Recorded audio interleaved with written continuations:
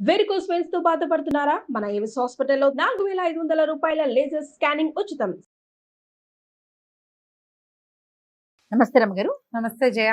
తంత్రలోకుడు మరి అక్కడికి వెళ్ళాడు ఆ ద్వీపానికి. అక్కడ ఏం జరిగింది రమ్మగారు? గండభేరుండ పక్షులు పిల్లలున్నాయి.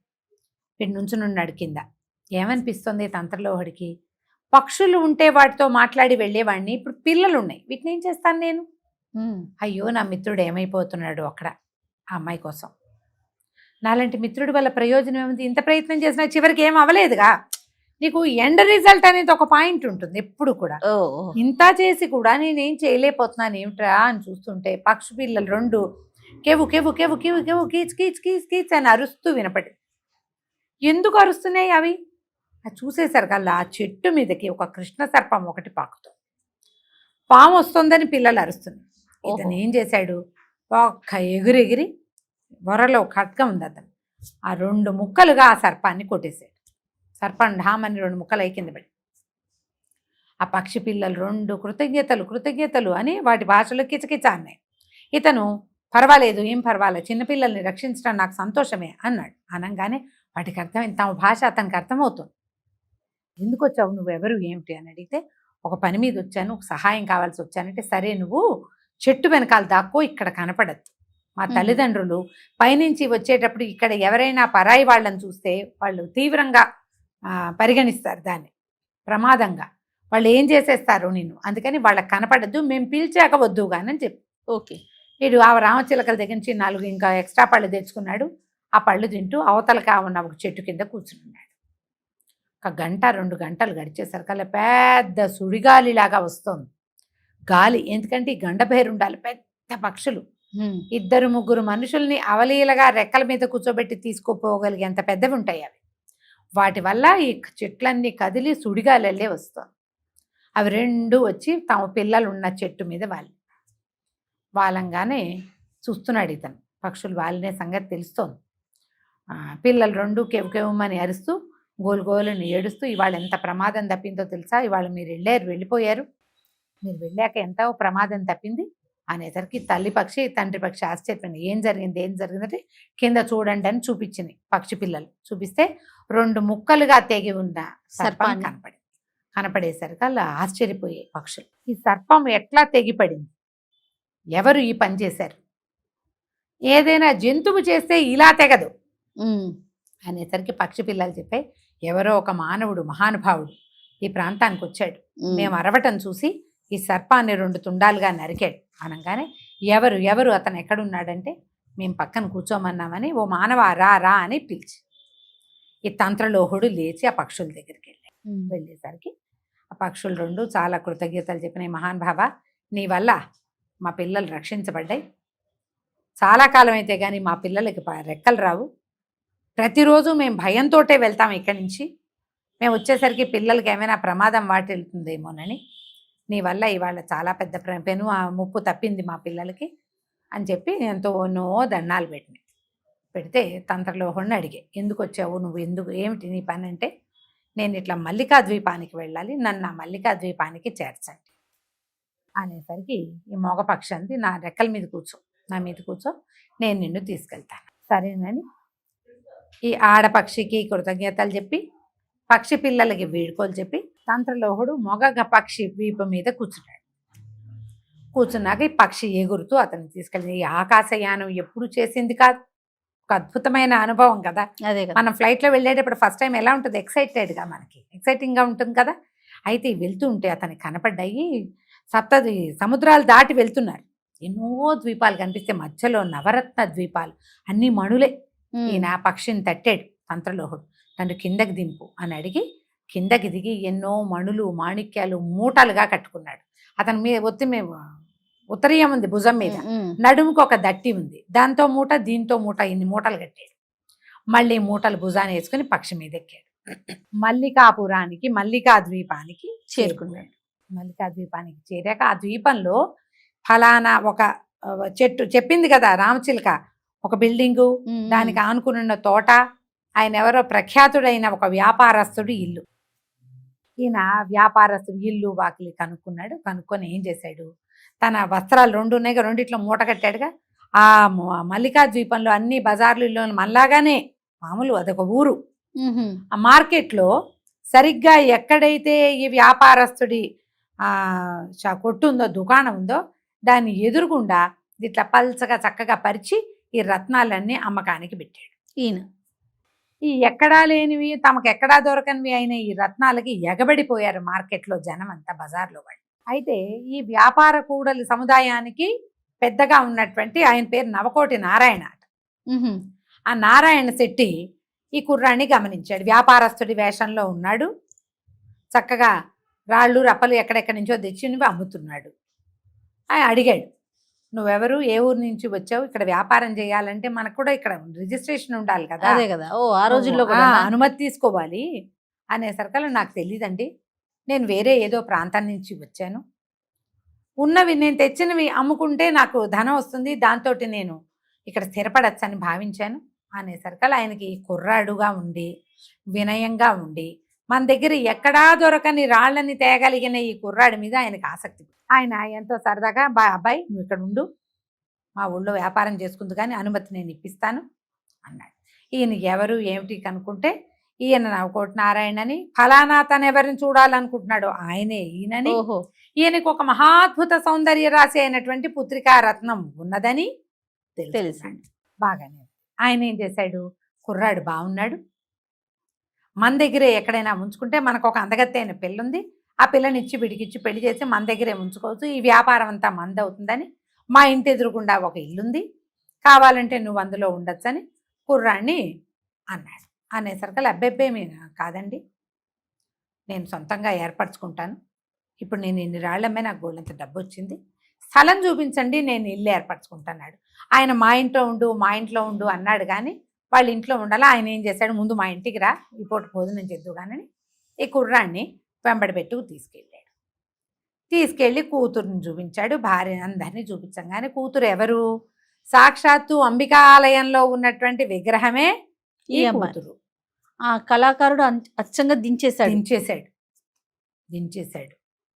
ఆమెవే చక్కటి పగడాల్లాంటి గోళ్ళు, ఎంత అందగతో ఆ పిల్ల. ఈ అమ్మాయే మనకు కావాల్సిన అమ్మాయి, ఈ అమ్మాయిని వెంబడి పెట్టుకు వెళ్ళాలి ఎట్లా. ఆయన నువ్వు మా దగ్గరే ఉండొచ్చు అని అడిగాడు. అడిగితే నేను మీ దగ్గర ఉండనండి, ఏదైనా ఇల్లు కట్టుకుంటాను కొనుక్కుంటాను ఇలాంటివి చెప్పాడు. అదే చెప్పేసరికల్లా సరే బాగుందిగా, అమ్మాయికి అబ్బాయి కొంచెం నచ్చాడు, కుర్రాడిగా ఉన్నాడుగా, కొత్తగా ఉన్నాడు. సరే ఎదురుగుండా ఒక చక్కగా ఇల్లు ఏర్పరచుకున్నాడు, ఇల్లు స్థలం తీసుకున్నాడు, డబ్బులు వచ్చేసినాయి, బోళ్ళంత ధనం ఏర్పడింది వాడి దగ్గర. ఆ ఇల్లు అన్న చక్కగా కట్టాడు. ఏం చేశాడు, ఒక కనకుడితోటి తన ఇంటి నుంచి వ్యాపారస్తుడి ఇంటి కిందకి ఒక సొరంగాన్ని ఏర్పరచుకున్నాడు. ఏర్పరచుకుని పోయి ఆ అమ్మాయితోటి పలకరించాడు. ఆ సొరంగం అమ్మాయి ఆశ్చర్యపోయింది, సంతోషం వచ్చింది. వచ్చేసరికల్లా సరే ఆ అమ్మాయి కొంచెం సరదా పడింది ఇతన్ని చూసి, ఆయనతో స్నేహంగా ఉండొచ్చు అని అనుకో. అప్పుడు ఏం చెప్పాడు, అమ్మా కాదు, నేను ఒక ప్రత్యేకమైన పని మీద వచ్చాను, కాగల కథ అంతా నేను నడుపుతా అనేసరికి, అలాగే నువ్వు నాకు నచ్చేవంది. కాదమ్మా అట్లా నచ్చానని అనద్దు, నేను నా మిత్రుడి కోసం ఈ ప్రయత్నం చేస్తున్నాను. నా మిత్రుడు రాకుమారుడు, పల్లవపురానికి కాబోయే రాజు, నువ్వు అతని పట్టమహిషివి కావచ్చు, నన్ను నీ సోదరుడుగా భావించు. ఓహో చెప్పేశాడు. చెప్పేసరికి సరే అమ్మాయి ఒప్పుకుంది. తన ఇంట్లో తను ఈ లోపల కింద నుంచి సొరంగం ఏర్పరిచాడు కదా, ఈ మొత్తం ఇల్లు గృహప్రవేశం అది అయ్యాక ఈయన ఏం చెప్పాడు, ఈ కుర్రాడు చెప్పాడు, గృహప్రవేశానికి ముందే చెప్పాడు, నేను వివాహితుణ్ణి, నా భార్యని పిలిపించుకుంటాను, మా భార్య కూడా వస్తుంది, అందుకని నేను మీ ఇంట్లో ఉండను, నాకు వేరే ఇల్లు కావాలని అడిగింది, నేను ఒక్కడే అనుకుంటే మీ ఇంట్లో ఉండొచ్చు అనేసరికి నారాయణ శెట్టికి ఏమనిపించింది, అయ్యో వీడికి పెళ్ళి అయిపోయిందా, మన పిల్లనిచ్చి పెళ్లి చేద్దాం అనుకున్నామే అనుకున్నాడు కానీ ఇంకా ఊరుకున్నారు. రకరకాల వస్తువు సామాగ్రి అంతా చేర్పించాడు, ఇల్లంతా చక్కగా రెడీ చేయించాక గృహప్రవేశము మీరందరూ సకుటుంబ పరివార సమేతంగా అందరూ రండి అన్నాడు. సరే నారాయణ శెట్టి గారు ఇంట్లో వాళ్ళందరికీ బంధువర్గానికి అందరికీ చెప్పాడు, మన ఎదురుగుండా కొత్తగా ఇల్లు కట్టుకున్న తంత్రలోహుడికి గృహప్రవేశము రమ్మన్నాడని అందరికీ చెప్పాడు. ఆయనకి ఎవరు చుట్టాలు లేరు, తంత్రలోహుడు ఒంటరిగాడు, అవును, మీ చుట్టాలే మా చుట్టాలు అన్నాడు. సరే ఏం చేశాడు, ఈ మన రుక్మిణికి ఈ పెళ్లి, ఈ అమ్మాయి పేరు ఏంటంటే ఈ నారాయణ శెట్టి గారి కూతురు పేరు రుక్మిణి. అమ్మడు నువ్వు చక్కగా మీ నాన్న పిలుస్తాడు ఫంక్షన్కి వెళ్దాం రమ్మని, తలనొప్పిగా ఉందని మానే, నువ్వు ఈ ఇది ఉందిగా మన సొరంగంలో నుంచి వచ్చేసి ఇక్కడ నా భార్యగా కనపడు వీళ్ళందరికీ అని చెప్పాడు. సరే ఫంక్షన్ వచ్చింది, తెల్లవారింది, వీళ్ళింటికి భోజనానికి వెళ్ళాలి.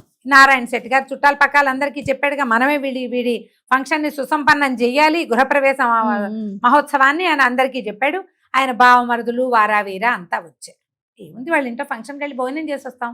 ఈ కుమార్తెను కూడా అమ్మాయి తయారవ్వమంటే అబ్బో పొద్దు నుంచి నాకు వాంతులు అవుతున్నాయి, నాకేమో తలకాయ నొప్పిగా ఉంది, తల గుడ్డ కట్టుకుని ఉన్నాను నాన్న, ఈ అవతారంతో నేనేమొస్తాను, మీరంతా వెళ్ళండి.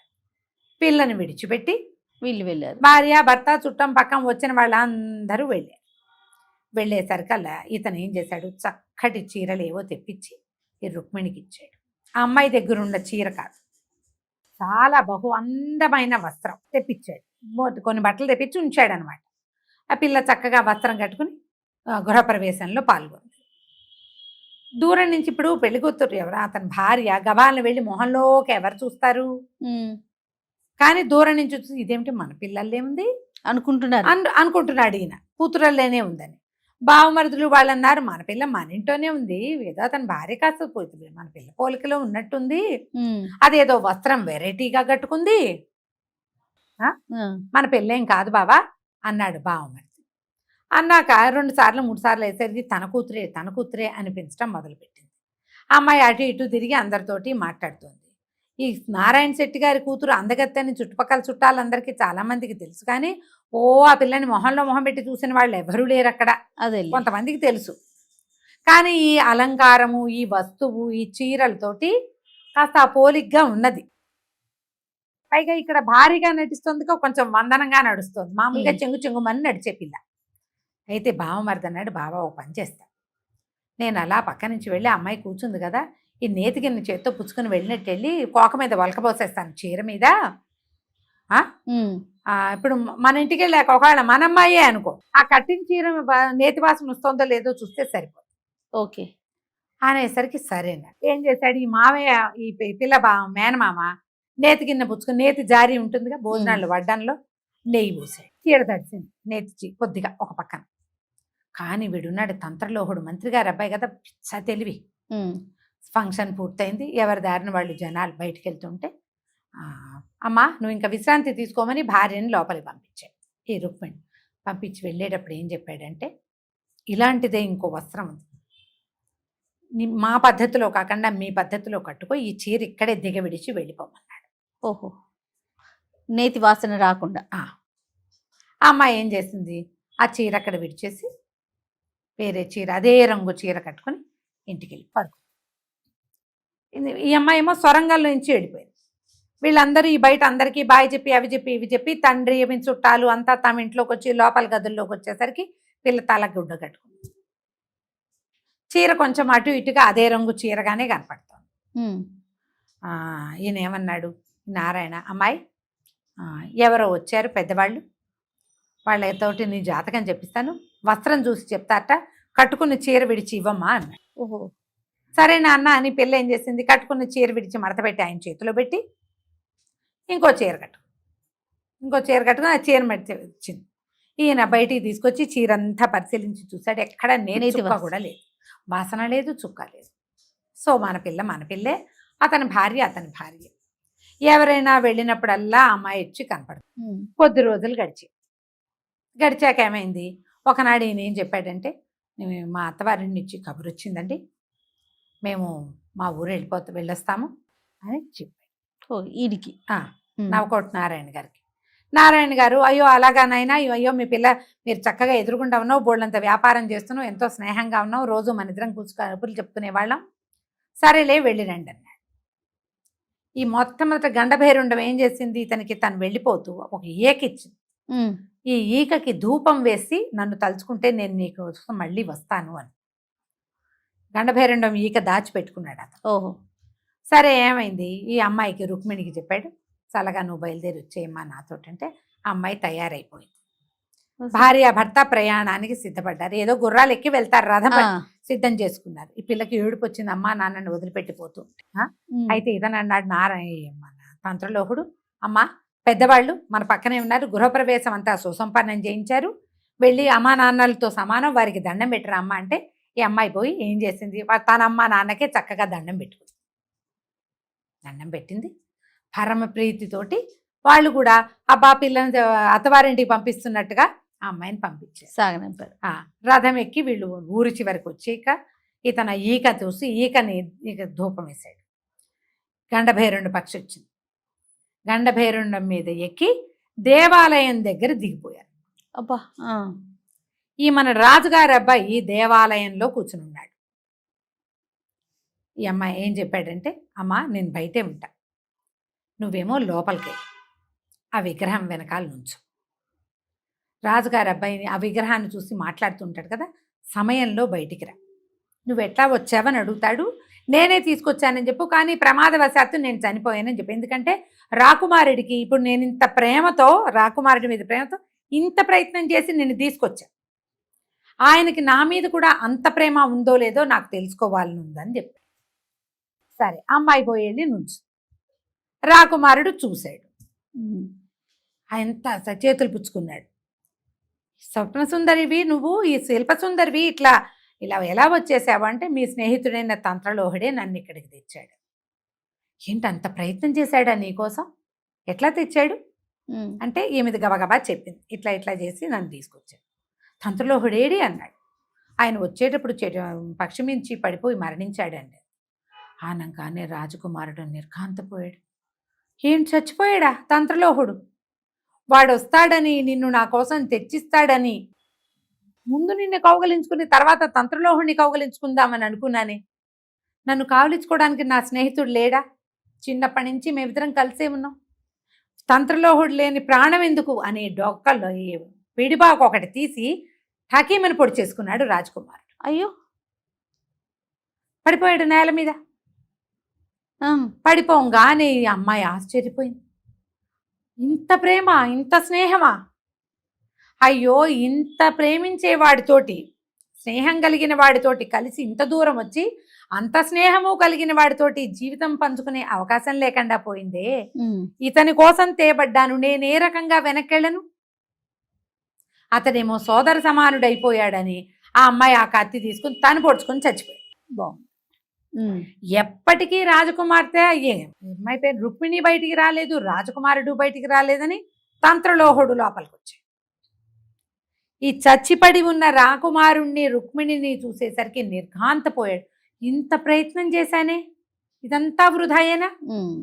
పరమ దుఃఖంతో చచ్చిపడి ఉన్న తన మిత్రుణ్ణి చూసి తను కాపాడి, అంటే తను ఎంత శ్రమపడి తీసుకొచ్చిన రుక్మిణి మృతకాళేబరాన్ని చూసేసరికల్లా ఆగలేక తంత్రలోహుడు కూడా పొడుచుకుని చచ్చిపోయాడు. ఈ పొడుచుకుని చచ్చిపోయిన 10 నిమిషాలకి పురోహితుడు వచ్చాడు. శిల్పసుందరి స్వరూపంలో నేల మీద చచ్చిపడి ఉన్న ఆ మృతకళేబరాన్ని చూసి పక్కన చచ్చిపడి ఉన్న రాకుమారుడిని రోజు చూస్తున్నాడు. ఎన్ని రోజుల్లో గడిచింది, రాకుమారుడు చచ్చిపోయాడు. ఈ రాకుమారుడిని ఇక్కడికి తీసుకొచ్చిన తంత్రలోహుడి శరీరాన్ని కూడా చూసేసరికల్లా ఆయన అయ్యో దేవాలయంలో ఇంత పని జరిగిందే, ఇదేమిటి ఇట్లా జరిగింది అని దుఃఖంతో ఆయన కూడా కత్తి తీసుకొని పొడుచుకొని చచ్చిపోయాడు. 4 మృతకళేబరాలు ఉన్నాయి అంబికా ఆలయంలో. భక్తులు వారా వీరా అందరూ చేరారు.